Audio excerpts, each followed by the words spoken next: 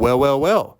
After many years of speculation, and I mean many years, I mean like 5 years or so, half a decade, if you will, Martin Truex Jr. has given his fans and NASCAR fans the impression that hey, he may retire at any given point, and that point seems to be right now in June of 2024 after a rough outing in Sonoma, a heartbreak, if you will. He was definitely going to be getting a runner-up finish, ran out of fuel at the line.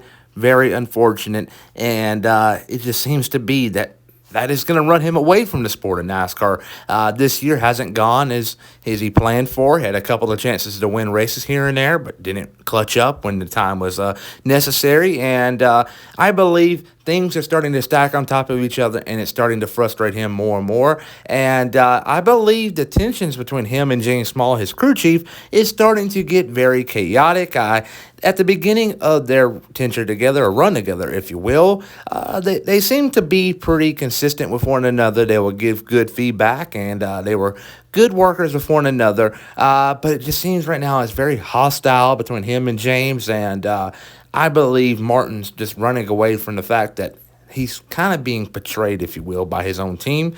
So you got to respect his decision. I do. He's a champion of the sport. He can do whatever the hell he wants to do.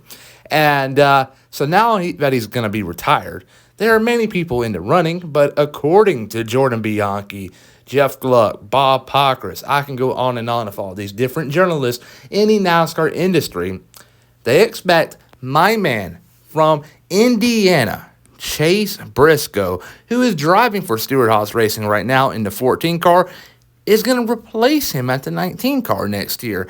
And it's going to open up a whole new can of worms. And he may say, William, what do you necessarily mean by that?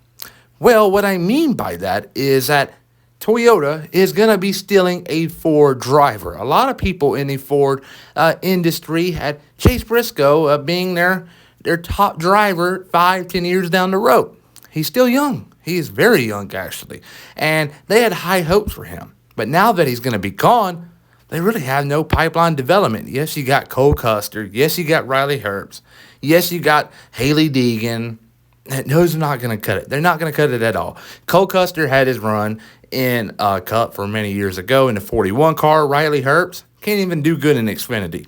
Once he starts doing good there, get back with me. And Haley Deegan is a marketing genius. She can get practically any ride she wants to at this point in time. So she could be in line for the 21 car. I doubt it, but I believe Ford is going to get creative with the 21 car like they did with Harrison Burton. I believe they'll steal someone. Keep an eye on Corey Heim.